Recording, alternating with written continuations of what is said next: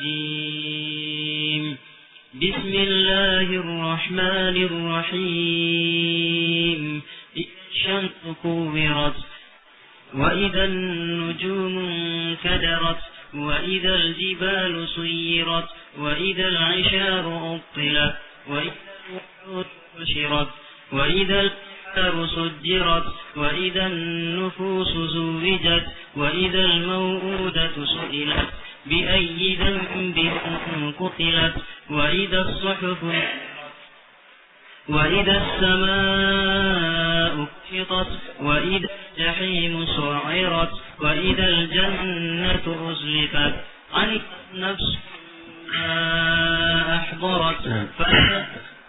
بسم الله الرحمن الرحيم.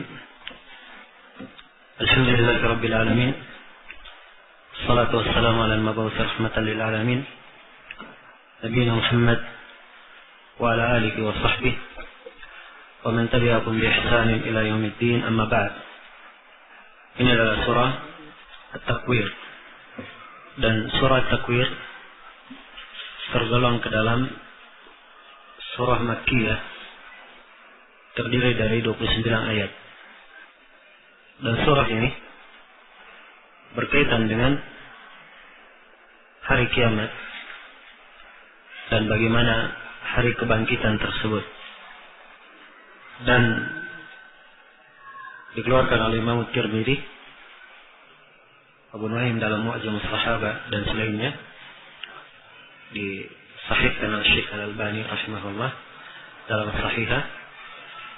Rasulullah sallallahu alaihi wasallam bersabda, "Man sarrahu an yanzura ila yaumil qiyamati ka'annahu ra'yul 'ain falyaqra idza asy-syamsu kuwirat wa idza as-samaa'u inshaqqat wa idza as-samaa'u fatarat."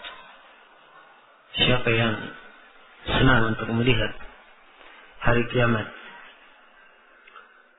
seakan-akan dia melihat dengan mata kepalanya sendiri, maka hendaknya dia baca surah idza asy-syamsu kuwirat, surah Takwir ini, dan dia baca idza as-samaa'u inshaqqat, surah Al-Insyiqaq, dan idza as-samaa'u fatarat, dan surah idza as-samaa'u fatarat, surah Al-Infitar yang akan datang nanti setelah surah Takwir. Iya. Jadi kaitan surah berkaitan dengan hari kiamat. Dan Ibnu Al-Qayyim rahimahullahu taala menyebutkan di dalam tafsir beliau bahwa ada seorang qari yang membaca surah ini idza asy-syamsu kuwirat, dan di tengah yang hadir ada Abul Wafa Ibn Aqil rahimahullahu ta'ala, salah seorang alim dan ulama Hanbaliyah di masanya. Maka seorang bertanya kepada Ibn Aqil. Kata yang bertanya, "Wahai tuanku, bukankah anggaplah Allah Subhanahu wa ta'ala membangkitkan orang yang mati untuk menyongsong kebangkitan dan hisab. Kemudian jiwa-jiwa dikumpulkan dengan yang semisal dengannya, sesuai dengan yang semisal dengannya dalam hal pahala maupun dosa. Tapi kenapa di dalam surah idza asy-syamsu kuwirat disebutkan dihancurkannya bangunan-bangunan, dijalankannya gunung-gunung, dan dihancurkannya bumi, runtuhnya langit, kemudian berjatuhannya bintang dan matahari dilipat?" Ya. Maka Abu Wafa Ibn Aqil menjawab, beliau berkata bahwa sungguhnya Allah Subhanahu wa ta'ala membangun untuk mereka negeri itu, untuk kehidupan dunia ini, untuk mereka tinggal dan mereka sejahtera padanya, atau mereka mengambil kenikmatan darinya. Dan juga Allah menjadikannya dan menjadikan apa yang ada di dalam bumi sebagai pelajaran dan untuk tafakkur dan mengambil dalail petunjuk-petunjuk darinya. Sehingga seorang lebih pandai mencermati dan pandai mengingat. Maka tatkala masa dari tempat tinggalnya sudah berlalu, sudah selesai, maka Allah mengeluarkan mereka dari bumi tersebut. Dan Allah Subhanahu wa ta'ala hancurkan bumi itu karena yang tinggal darinya sudah berpindah. Nah, dan Allah hendak menjelaskan kepada mereka bahwa alam yang ada ini, bumi yang ada ini adalah dibangun untuk mereka, dimakmurkan untuk mereka. Iya. Dan juga menjelaskan bahwa keadaannya akan berubah dan akan nampak kengerian. Dan untuk menjelaskan bagaimana kemampuan Allah setelah menjelaskan keagungannya. Dan sekaligus pendustaan terhadap ahlul ilhad dan orang-orang zindiq dari munajjimin dan para penyembah bintang, bulan, matahari dan penyembah berhala. Supaya mereka, orang-orang kafir ini, mereka semuanya mengetahui bahwa mereka semuanya itu dusta. Tatkala mereka melihat sembahan-sembahan mereka yang menyembah bintang, matahari, bulan, ya, semuanya melihat bahwa apa yang mereka sembah semuanya runtuh dan sembahan mereka telah berjatuhan dan telah hancur. Ya. Maka nampaklah kedustaan mereka dan mereka pun dipermalukan dengannya. Dan nampak bahwa alam ini adalah alam yang diadakan, yang diatur dan dikuasai. Ya. Dan yang menguasainya adalah Allah Subhanahu wa ta'ala yang melakukan padanya apa yang dia kehendaki. Nah, kemudian beliau isyaratkan di akhir pembahasan, di akhir kalam beliau, bahwa betapa banyak hikmah Allah Subhanahu wa ta'ala dengan diruntuhkannya bumi ini. Dan semuanya, dan juga di dalamnya, atau betapa banyak di dalamnya menunjukkan keagungan, kemuliaan Allah, kebesarannya, kekuasaannya, dan bersendiriannya di dalam rububiyah. Dan seluruh makhluk ikut kepada, tunduk kepada kekuasaannya, tunduk kepada kekuasaannya dan ikut kepada kehendaknya. Dan maha berkah Allah Rabbul Alamin. Nah, maka ini diantara makna global yang bisa kita petik dari kandungan surah Idza Syamsu Kuwirat atau surah At-Takwir, dari ucapan Abul Wafa ibn Aqil rahimahullahu ta'ala. Di awal surah, ayat yang pertama, Allah Subhanahu wa ta'ala berfirman, Idza Syamsu Kuwirat, apabila matahari ditakwir. Dan sebagian mufassirin ada yang mengartikan apabila matahari telah hilang cahayanya, tidak ada lagi cahayanya, menjadi gelap. Dan sebagian mufassirin ada yang mengatakan apabila matahari itu dilemparkan, apabila matahari dilemparkan. Dan asal kalimat takwir itu dari kalimat sesuatu digabungkan kepada sesuatu yang lain, dilipat atau digulung. Ya. Karena itu di terjemahan Al-Quran disebutkan apabila matahari digulung. Ya. Dan tentunya seluruh dari penafsiran para ulama itu tidak bertentangan. Sebab ketika matahari dilipat atau digulung, maka ia dilemparkan. Dan telah sabit dalam hadits Abu Hurairah diriwayatkan oleh Imam Al-Bukhari, Rasulullah sallallahu alaihi wasallam bersabda, "Asy-syamsu wal qamar mukawwarani yaumil qiyamah." Matahari dan bulan dua-duanya ditakwir. Ya. Dilempar pada hari kiamat ke dalam neraka. Dimasukkan ke dalam neraka. Nah, dia dilempar, masuk juga. Setelah masuknya, maka hilanglah cahayanya. Maka tidak ada pertentangan antara apa yang disebutkan dari penafsiran para ulama. Iya. Dan matahari dan bulan dimasukkan ke dalam neraka, sebagaimana bintang-bintang juga dan berhala-berhala, orang-orang yang menyembah berhala tersebut, semuanya dimasukkan ke dalam neraka. Sebab setiap penyembah berhala di muka bumi ini, dia akan mengikuti apa yang dia sembah. Iya. Karena itu diriwayatkan atau datang makna ini dalam hadits Abu Hurairah dan juga dalam hadits Abu Sa'id Al-Khudri. Keduanya diriwayatkan oleh Imam Al-Bukhari dan Imam Muslim.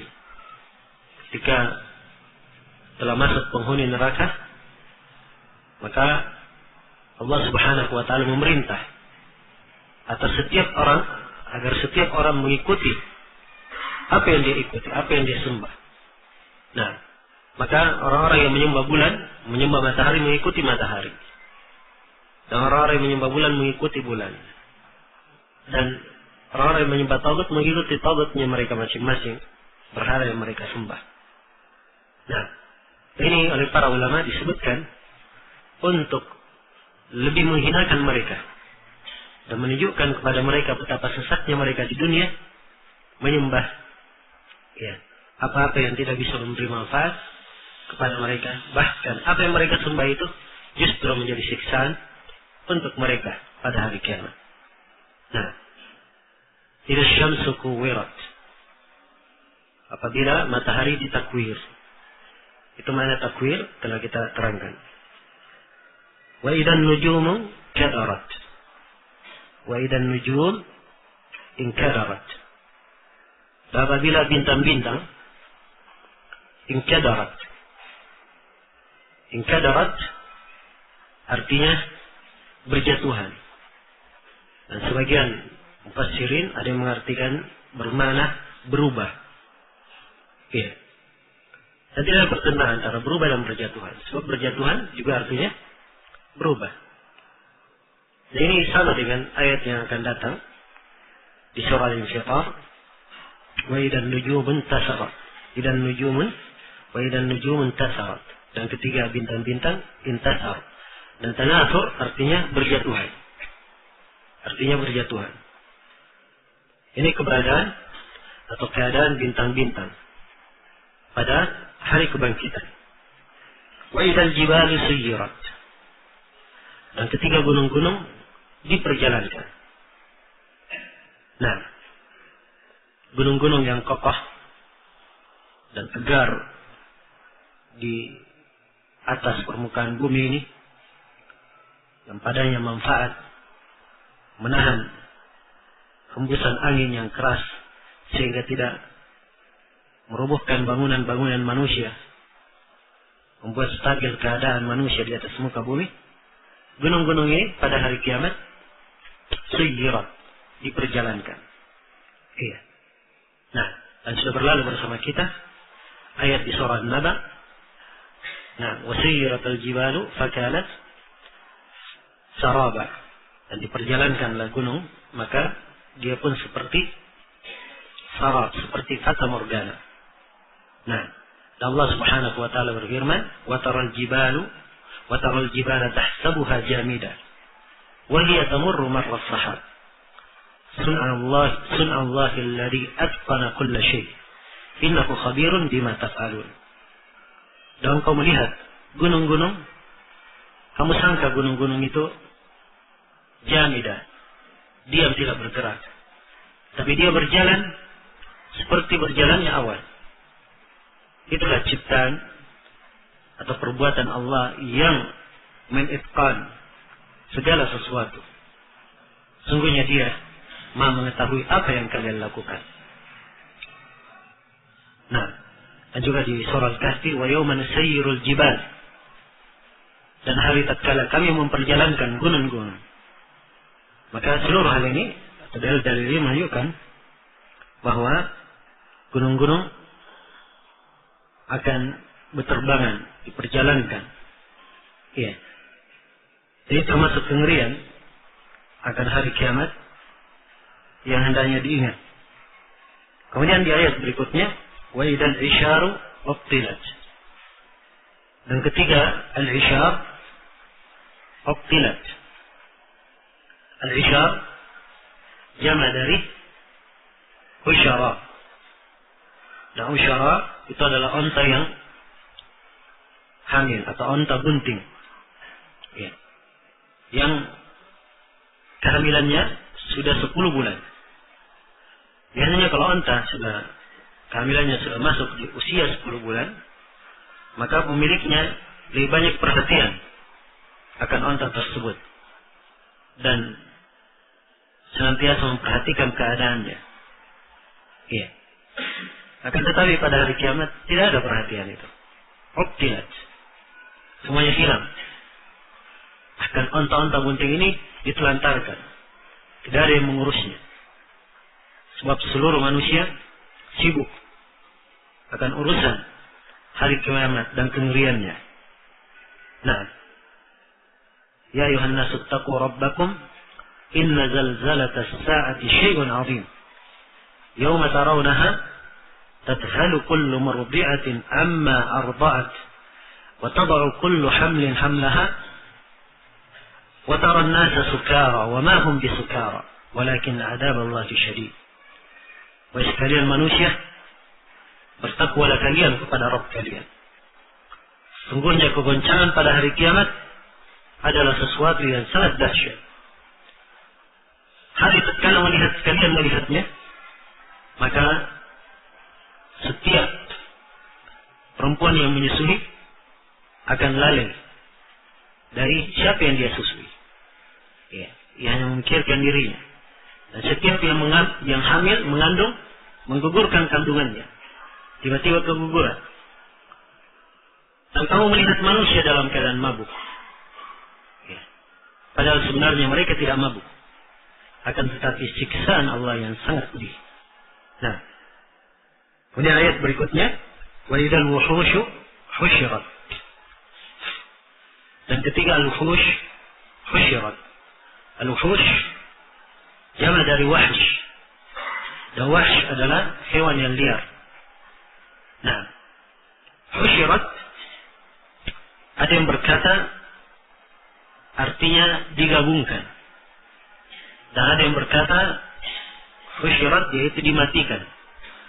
Dan ada yang berkata dari mufassirin bahwa artinya adalah mereka dicampurkan atau bercampur antara hewan-hewan ini. Padahal hewan liar kondisinya tidak bercampur. Nah, tapi karena dahsyatnya hari tersebut, maka hewan pun mencari yang sejenis dengannya agar bisa merasakan ketenangan. Nah, dan husyirat di dalam ayat ini memang paling dekatnya, paling nampaknya kalau dimanakan dengan makna dikumpulkan. Kalau dimanakan dengan makna dikumpulkan. Sama seperti firman Allah Subhanahu wa taala, "Wat-tayra mahsyuratan." Dan burung-burung dikumpulkan. Dikumpulkan untuk Sulaiman alaihissalam. Daud alaihissalam. Kemudian juga sama dengan firman Allah Subhanahu wa taala, "Fahasyara fanada." Maka ia mengumpulkan, ini sudah berlalu di surah An-Nazi'at, Firaun mengumpulkan kaumnya lalu berseru. Nah, maka ini yang paling zahir dari mana ya? Wa idzal wuhushu husyirat. Wa idzal biharu sujjirat. Dan ketika bihar, lautan, sujjirat, ya, dijadikan meluap. Nah, mungkin diartikan begitu, dijadikan meluap. Dan di sini disebut idal biharu. Al-bihar jama' dari bahar, jama' dari laut. Ditakdir dengan bihar, ya, sebab seluruh dari jenis lautan itu semuanya akan dijadikan meluap. Apakah yang berair asin, ataupun berair tawar, ataupun yang bercampur antara keduanya. Ya. Yang jelas, menggunakan kalimat jama' ini lebih menunjukkan makna mengerikannya hari tersebut. Dan dimaklumi bahwa di bumi ini lautan lebih luas daripada daratan. Lebih luas daripada daratan. Dan laut keadaannya dikatakan sujjirat. Dan sujjirat at-tasjir itu artinya dipanaskan sehingga mendidih, sehingga ia meluap.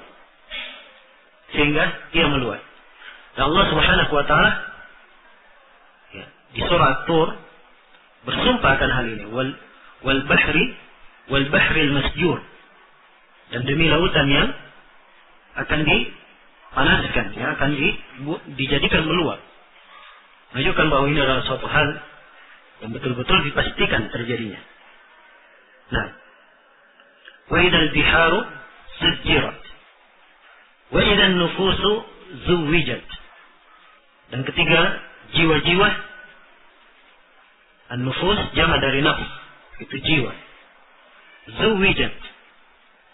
Zuwijat dari kalimat zauj bermakna pasangan. Jadi apabila jiwa-jiwa dipasang-pasangkan. Nah, dan kalimat dipasang-pasangkan di sini, sebagian dari mufassirin ada yang mengartikan apabila jiwa itu ruh dikembalikan ke badannya, maka itu dipasangkan jiwanya, ruhnya dengan badannya. Ya, karena itu kalau antum lihat di terjemahan bahasa Indonesia, mushaf bahasa Indonesia, hanya diartikan apabila ruh dikembalikan ke jasadnya. Ya. Dan itu di atas satu penafsiran. Nah, penafsiran yang lainnya juga cukup kuat dalam hal ini.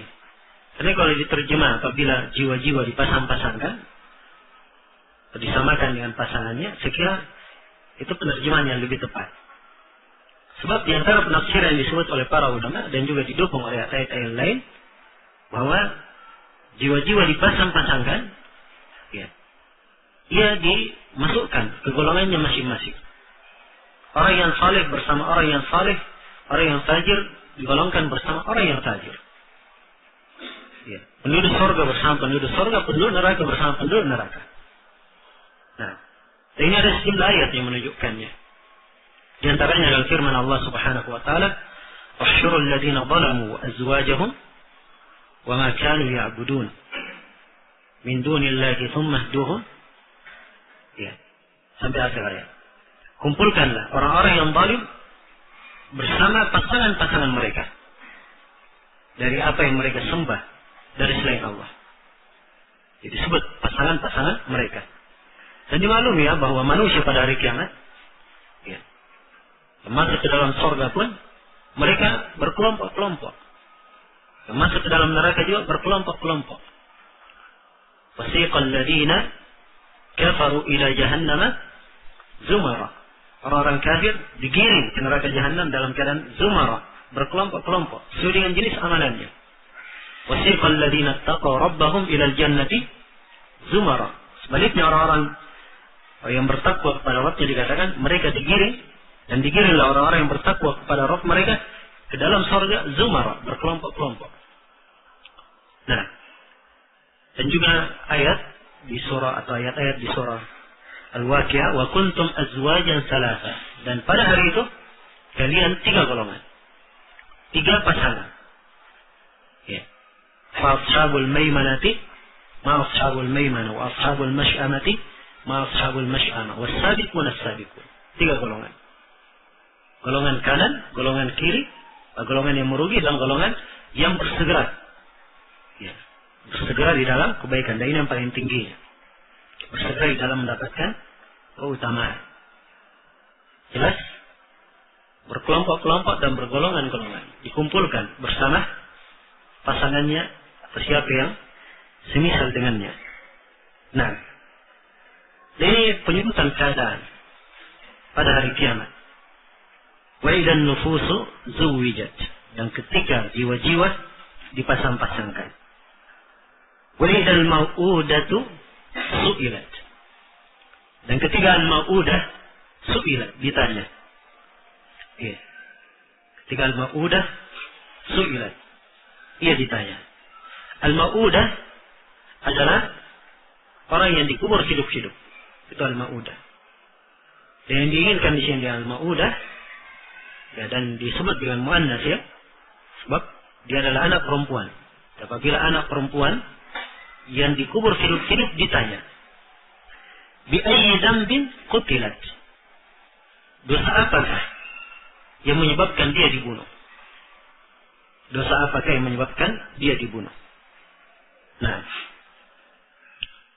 dan dimaklumi bahwa kaum musyrikin sebelum datangnya Islam, kebiasaan mereka kalau lahir untuk mereka anak perempuan, maka mereka punya dua keadaan. Apakah anak perempuan itu dikubur hidup-hidup atau dibiarkan hidup tetapi menanggung rasa malu. Menanggung rasa malu. Ini disebutkan oleh Allah Subhanahu wa taala keadaan mereka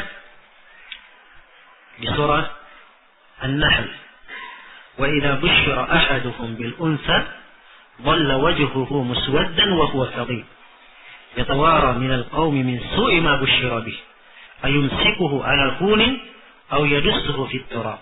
Ala sa'a ma yahkumun.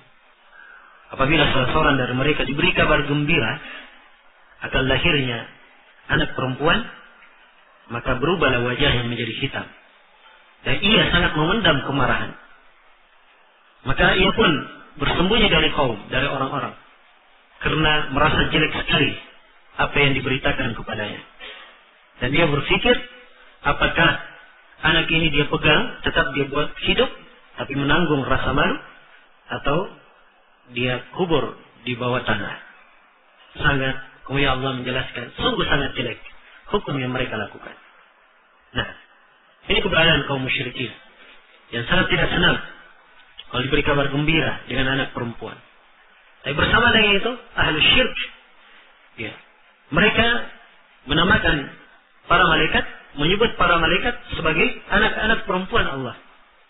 Ini termasuk kelancangan mereka. Ya. Kalau mereka mempunyai anak perempuan, tidak mau. Tapi untuk Allah Rabbul Alamin, para malaikat mereka sebut sebagai anak-anak perempuan Allah Subhanahu wa taala. Padahal mereka sendiri kalau diberi kabar gembira tentang anak perempuan, mereka tidak suka. Karena itu Allah menegur mereka di surah Az-Zukhruf. Nah, Allah berfirman, "Wa idza bushira ahaduhum bima daraba lir-rahmani mathalan, dhalla wajhuhu muswaddan wa huwa kadhib."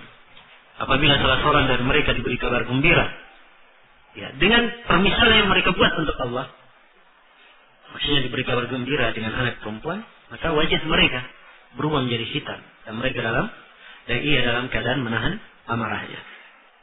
Nah, jadi ini maksud al-mau'udah. Ya. Dan di sini Allah menjelaskan, wa idal mau'udatu su'ilat. Dan apabila al-mau'udah ditanya, nah, dosa apakah ia dibunuh?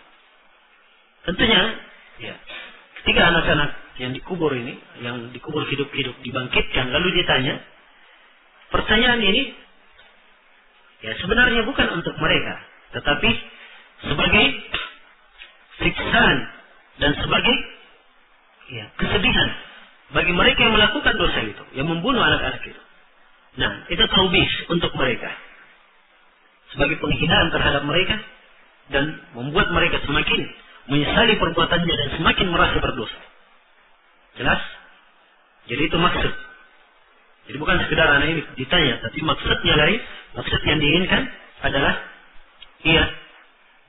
mereka ditanya agar supaya yang melakukan dosa itu semakin merasakan penyesalan dan semakin merasakan kehinaan dan kesengsaraan. Nah, ini semisal dengan firman Allah Subhanahu wa taala, ya, qala Allah ya Isa, a anta qulta lin-nasi ittakhiduni wa ummi ilahaini min dunillah, qala subhanak. Dan ketika Allah berfirman, wahai Isa, apakah engkau yang berkata kepada manusia, jadikanlah saya dan ibuku dua sembahan selain dari Allah? Pertanyaan kepada Nabi Isa ini adalah untuk membuat orang-orang yang menyembah Nabi Isa dan menjadikannya sebagai dan menjadikan Nabi Isa dan ibunya sebagai dua sembahan selain dari Allah, itu semakin merasa berdosa dan semakin dihinakan dan bersedih hati akan bahaya, akan siksaan yang mereka akan dapatkan. Iya. Ini maksud dari pertanyaan. Jelas? Ini makna kalau dibaca idza al-mau'udatu su'ilat. sebagian al-qurra yang membaca wa idzal mau'udatu sa'alat. Bukan su'ilat, tapi dibaca sa'alat. Apabila al-mau'udah, anak perempuan yang dikubur hidup-hidup ini bertanya. Kalau di bacaan kita ditanya, ini dia yang bertanya. Maka kalau dibaca bertanya, di atas bacaan para ulama yang membaca sa'alat, maka itu artinya dia yang bertanya atau meminta. Bertanya bermakna meminta. Meminta darahnya. Sebagaimana dia dizalimi dan dikubur hidup-hidup, maka dia meminta untuk dibalas akan hal tersebut. Meminta dilakukan hukuman yang setimpal dengan perbuatan orang yang melakukannya. Nah, bi ayyi dambin qutilat. Karena dosa apakah mereka dibunuh? Dan ayat ini juga menjelaskan secara khusus bahwa membunuh anak adalah dosa yang sangat besar. Baik kalau dia bunuh karena dia takut malu, atau takut hidup bersamanya, takut dia menanggung rezekinya, maka dosanya lebih besar lagi. Membunuh jiwa secara umum adalah dosa yang sangat besar. Membunuh jiwa secara umum, dia adalah dosa yang sangat besar. Allah Subhanahu wa taala menyebutkan sifat orang yang beriman, walladzina la yad'una ma'allahi ilahan akhar wa la yaqtuluna an-nafsa allati harrama Allah illa bil haqq wa la yaznuna wa man yaf'al dzalika yalqa athama yudha'af lahu al-'adabu yawm al-qiyamati wa yakhlud fihi muhana. Orang yang beriman itu mereka adalah orang-orang yang tidak beribadah kepada sembahan lain selain dari Allah. Dan mereka orang-orang yang beriman tidak membunuh jiwa yang diharamkan oleh Allah kecuali dengan haknya. Dan mereka orang-orang yang beriman tidak melakukan perbuatan zina. Ini 3 dosa. Kemudian Allah tegaskan, siapa yang melakukan 3 hal ini, maka dia akan menghadap kepada Allah dalam keadaan bergelimang dosa. Dilipat gandakan untuknya siksaan. Dan dia akan kekal di dalam neraka tersebut dalam keadaan dihinakan. Ya, kalimat kekal, ya, ini menunjukkan akan besarnya siksaan dan lamanya mereka disiksa. Saking lamanya mereka itu ikut kekal dalam neraka. Saking lamanya mereka disiksa. Nah, jadi membunuh secara umum adalah dosa yang sangat besar. Tapi membunuh anak sendiri karena takut anak ini makan bersamanya atau memberatkannya atau menjadi aib baginya, maka itu adalah dosa yang lebih besar lagi. Karena itu Allah Subhanahu wa taala menyebutkan dosa ini secara khusus. Ya Allah berfirman, "Wala taqtulu auladakum min imlaq. Nahnu narzuqukum wa iyyahum." Janganlah kalian membunuh anak-anak kalian karena takut kelaparan. Ya. Sungguhnya kami yang memberi rezeki kepada kalian dan memberi rezeki kepada mereka. Ini ayat di surah Al-An'am. Dan di surah Al-Isra Allah Subhanahu wa taala berfirman, "Wala taqtulu auladakum khasyata imlaq. Nahnu narzuquhum wa iyyakum. Inna qatlahum kana khita'an kabira." Janganlah kalian membunuh anak-anak kalian karena khawatir kalian akan kelaparan, akan kekurangan. Sesungguhnya kami yang memberi rezeki kepada mereka dan memberi rezeki kepada kalian. Dan sungguhnya membunuh mereka adalah dosa yang sangat besar. Ya, dan di dalam hadis Ibnu Mas'ud yang diriwayatkan oleh Imam Al-Bukhari dan Imam Muslim, Rasulullah SAW ditanya, "Ayyud dzambi a'zam?" Dosa apa yang paling besar? Maka beliau menjawab, "An taj'ala lillahi niddan wa huwa khalaqak."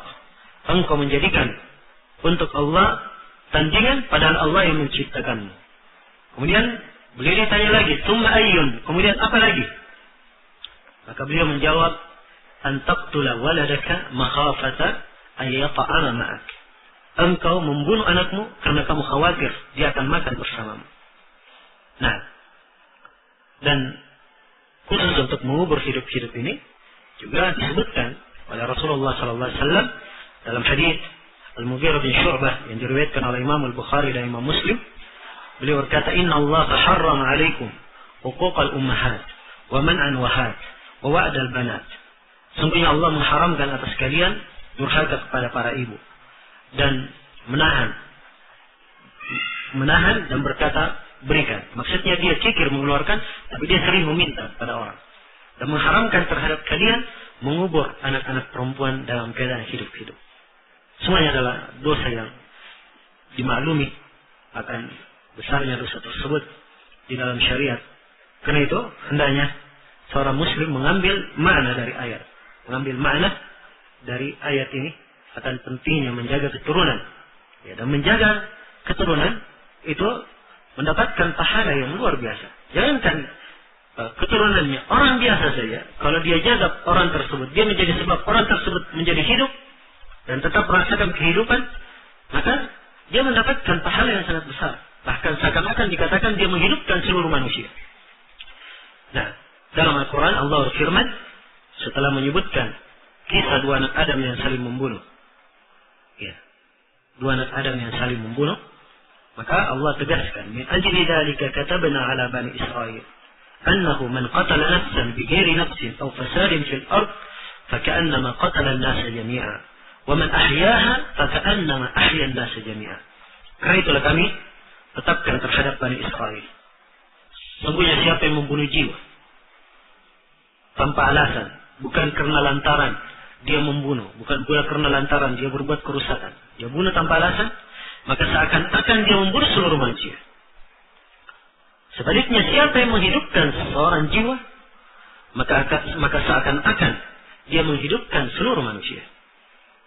Ini kalau jiwa secara umum, apalagi kalau dia keturunannya sendiri dan anaknya sendiri yang merupakan amanah yang Allah Subhanahu wa taala berikan kepadanya. Maka ini sejumlah dari ibar, dari pelajaran yang hendaknya kita perhatikan dan kita cermati. Nah, kemudian ayat berikutnya Allah Subhanahu wa taala berfirman, "Wa idza as-suhuf nushirat."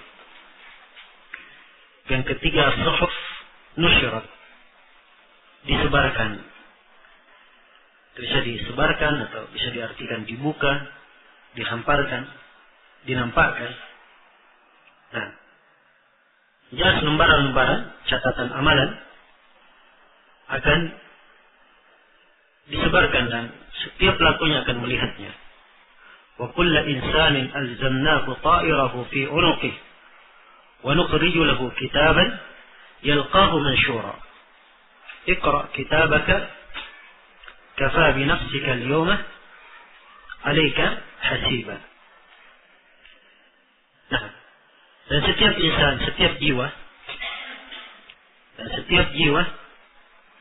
diharuskan padanya ta'irahu fi 'unuqi. Apa yang dia lakukan, amalan-amalannya semuanya dibebankan di atas lehernya. Nah, dan kami keluarkan untuk dia semua kitab, yang kitab ini dia ketemui dalam keadaan mansyur, terhampar. Bacalah kitabmu dan cukup dirimu sendiri sebagai yang menghisab. Sebab setiap orang membaca kitabnya dan ditanyai apakah benar ini yang dicatat, benar ini dicatat, semuanya dia akan akui. Nah, semuanya akan diakui. Iya. Allah Subhanahu wa taala berfirman, "Wa wudi'al kitab fatara al-mujrimina mushfiqina mimma fihi wa yaquluna ya waylatana ma li hadzal kitab la yughadiru saghiratan wala kabiratan illa ahsaha." Dan diletakkanlah Alkitab, maka kamu melihat orang-orang yang berdosa, mereka sangat bersedih akan apa yang tertulis dalam kitab tersebut. Mereka berkata, wahai betapa celakanya kami. Kitab apakah ini? Tidak ada yang kecil, tidak ada pula yang besar dari amalan, kecuali semuanya tercatat dengan sangat detailnya di dalamnya. Ya. Nah, maka seluruh amalan akan dicatat dan dia akan mendapatinya suhuf itu dalam keadaan mansyur. Nah, tadi di penafsiran ayat yang kelima, wa idal wuhush husyirat, dan ketika wuhush husyirat dikumpulkan, situ saya katakan dikumpulkan bermakna, husyirat bermakna dikumpulkan. Saya sebutkan beberapa ayat, soalnya ada ayat yang lain yang lebih tegas maknanya. Saya baru ingat ayat di surah Al-An'am. Ya, ayat di surah Al-An'am, Allah Subhanahu wa taala berfirman, وَمَا مِنْ دَابَّةٍ فِي الْأَرْضِ وَلَا طَائِرٍ يَطِيرُ بِجَنَاحَيْهِ إِلَّا أُمَمٌ أَمْثَالُكُمْ مَا فَرَّطْنَا فِي الْكِتَابِ مِنْ شَيْءٍ ثُمَّ إِلَى رَبِّهِمْ يُحْشَرُونَ. Tidak ada satu hewan melata pun di atas muka bumi, dan tidak ada pula burung yang terbang, kecuali mereka adalah umat-umat yang semisal dengan kalian. Kami tidak menelantarkan suatu apapun, tidak mengalfakan suatu apapun penyebutannya dalam Alkitab. Kemudian mereka semuanya akan dikumpulkan kepada Rabbnya. Sudah disebut yuhsyarun. Baik, sekarang kita pindah ke ayat kembali. Ke ayat berikutnya, itu ayat yang ke-11.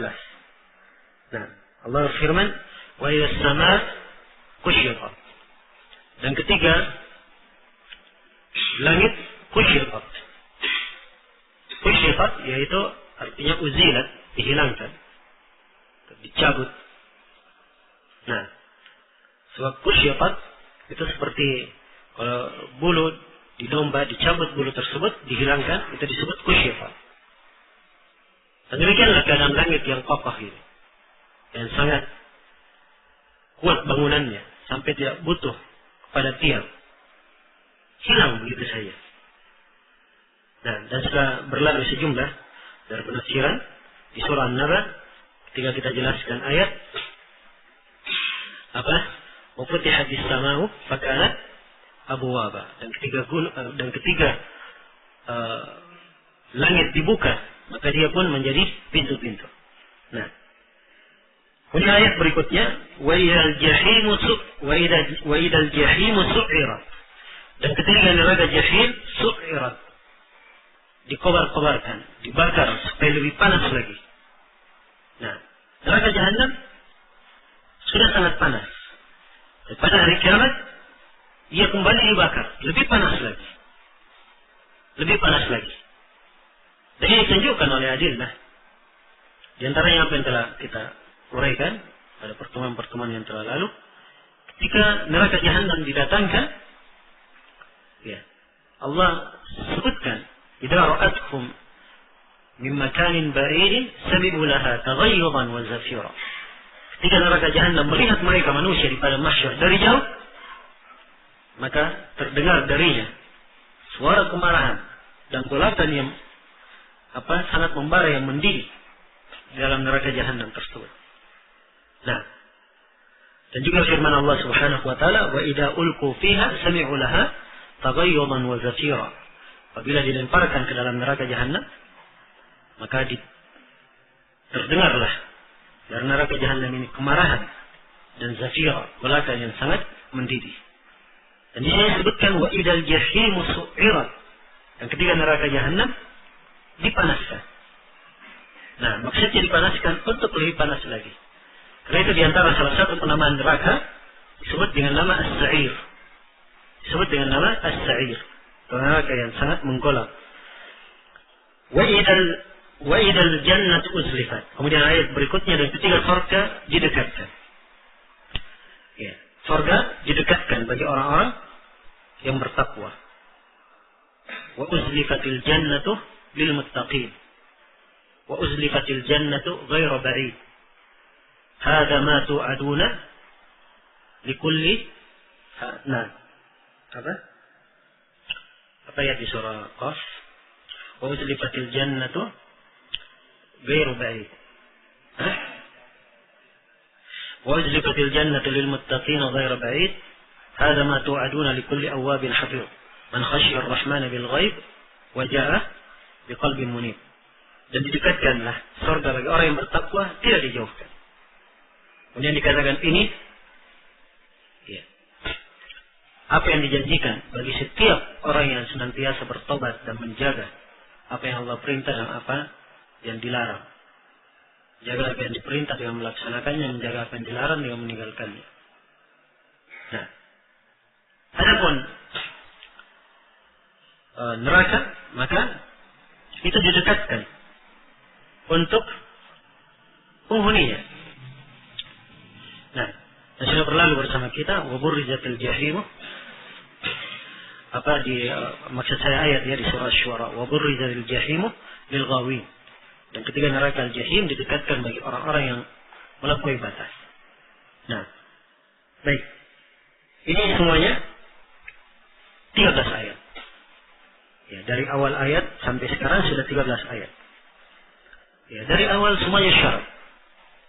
Ketika idza syamsu kuwirat, ketika matahari ditakwir di gunung, dan wa idza nujumu kadarat, dan ketika bintang-bintang berjatuhan, wa idza jibalu sayyirat, dan ketika gunung diperjalankan, wa idza al-isharu uttilat, dan ketika onta-onta bunting ditelantarkan, wa idza al-wuhushu husyrat, ketika hewan-hewan liar dikumpulkan, wa idza al-biharu sujjirat, dan ketika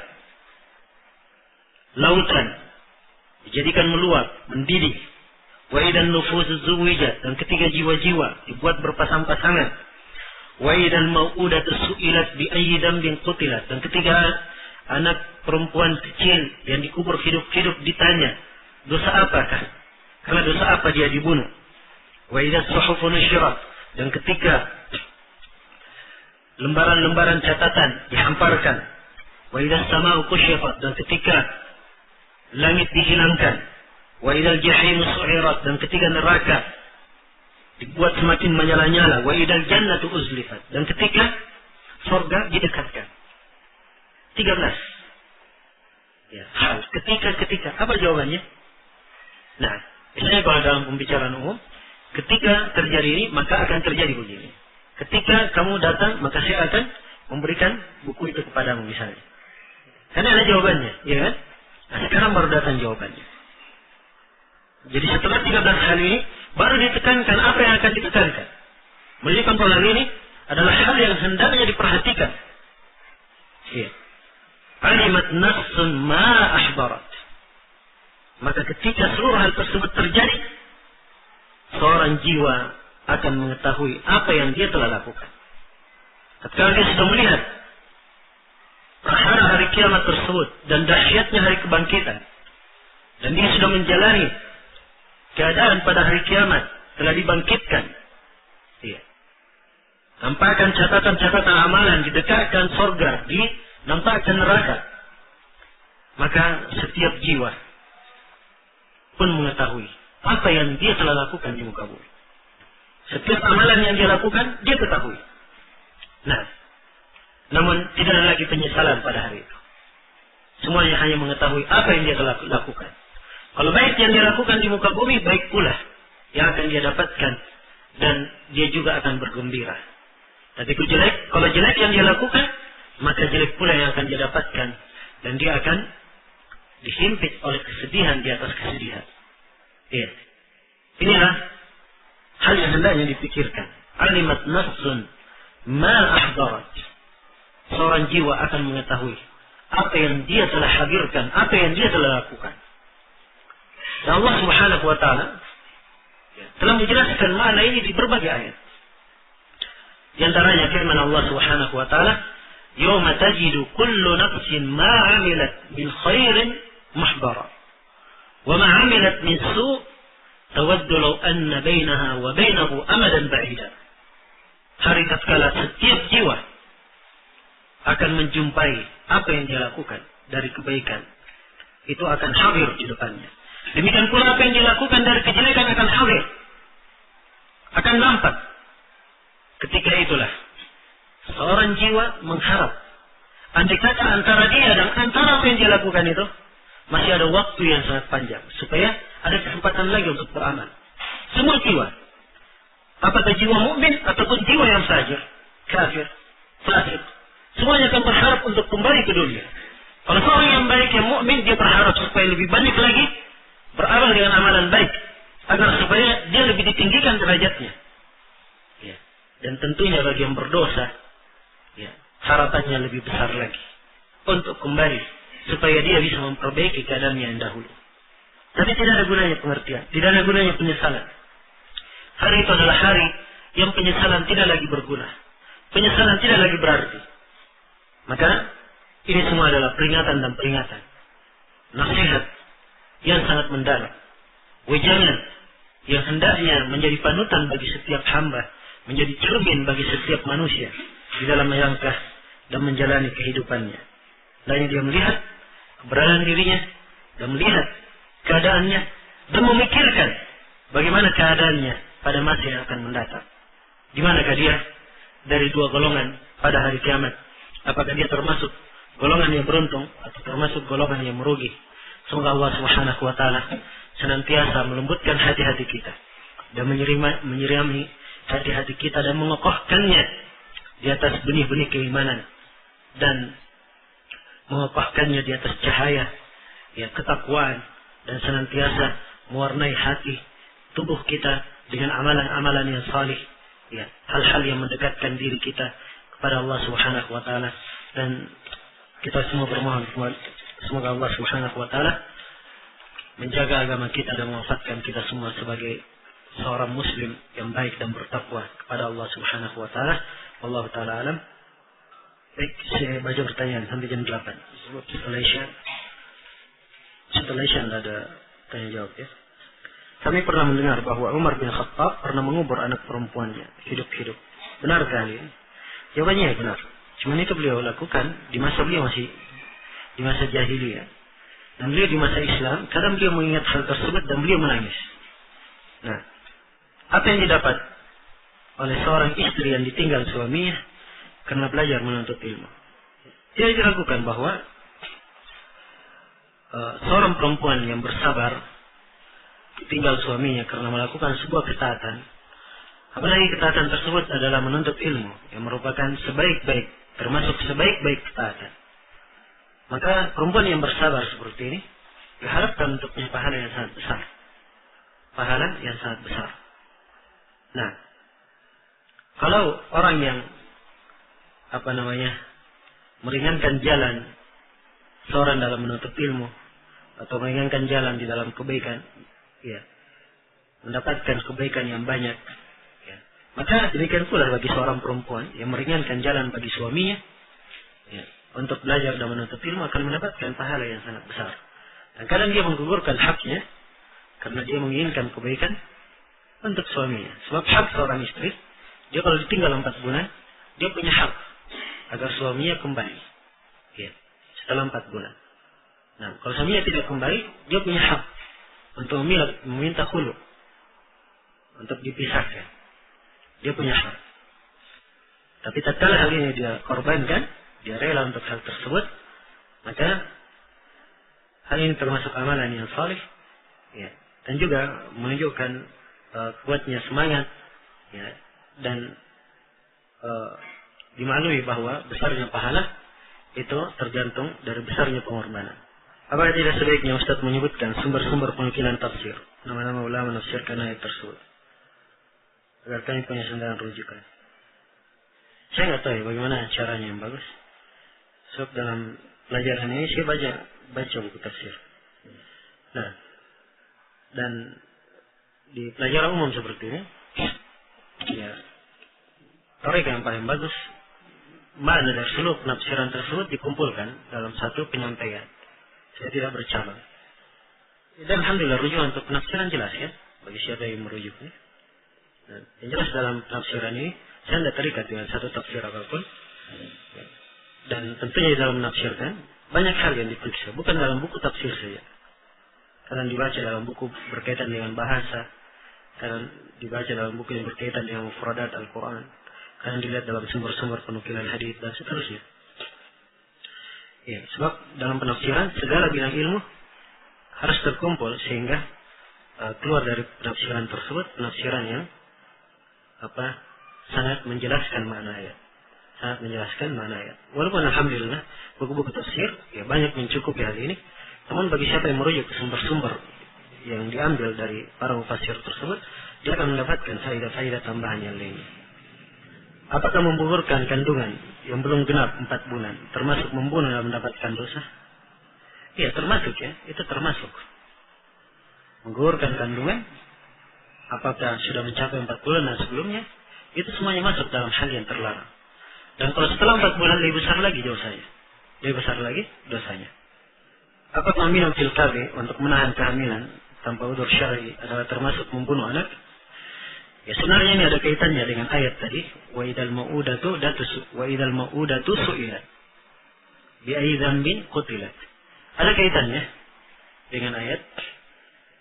Namun sengaja saya tidak jelaskan sebab kadang lebih pantas di pembahasan fikih. Ya, sebagian mufassirin ada menyebutkan hadis di sini, hadis riwayat Muslim, bahwa menggugurkan anak atau azal, melakukan azal itu disebut sebagai al-wa'dul khafi. Al-wa'du al-khafi. Al-wa'd telah kita sebutkan artinya. Al-wa'd adalah menguburkan anak hidup-hidup. Al-khafi artinya rahasia yang tersembunyi. Jadi al-wa'd rahasia, melakukan perbuatan azal. Itu dalam sebagian riwayat Muslim. Azal itu adalah seorang laki-laki ketika melakukan hubungan dengan istrinya, dia tidak mengeluarkannya di dalam rahim, tapi dikeluarkan di luar. Jelas? Itu azal. Ini kaitannya dengan pembahasan fikih. Ya. Namun para ulama sebutkan berkaitan dengan kalimat wa'ad. Ya. Walaupun azal ini hukumnya yang benar dari seluruh pembahasan fikih, dari kesimpulan ulama fikih, bahwa azal ini hukumnya adalah makruh. Hukumnya adalah makruh. Sebab para sahabat melakukannya di masa Nabi Sallallahu Alaihi Wasallam dan tidak ada teguran. Karena itu dalam hadits Jabir riwayat Bukhari dan Muslim, beliau berkata, "Kunna na'zil wal Qur'anu yanzil." Nah, di ahli Nabi Sallallahu Alaihi Wasallam wal Qur'anu yanzil. Kami melakukan azal di masa Nabi Sallallahu Alaihi Wasallam dan Al-Quran turun. Maksudnya turun Al-Quran, tidak ada teguran. Andai kata itu salah, maka akan ada teguran. Tapi dari hadits yang saya bacakan tadi, itu menunjukkan bahwa perbuatan azal itu adalah perbuatan yang makruh. Tapi dia kadang menjadi solusi yang baik untuk sebagian orang yang punya keadaan-keadaan tertentu. Keadaan-keadaan tertentu yang menyebabkan dia atau menyebabkan istrinya tidak hamil dahulu. Ya mungkin hal tersebut lebih baik daripada memakai peralatan KB yang menahan kehamilan. Hal-hal yang kadang menimbulkan efek dapat samping. Apalagi tidak semua perempuan cocok untuk alat-alat yang seperti itu. Nah, baik, sudah lama, saya kira cukup dalam sini. Mudah-mudahan apa yang kita dengarkan pada malam ini adalah manfaatnya untuk seluruh hadirin. Subhanakallahumma bihamdik, asyhadu an la ilaha illa anta, astaghfiruka wa atubu ilaik. Walhamdulillahirabbil alamin.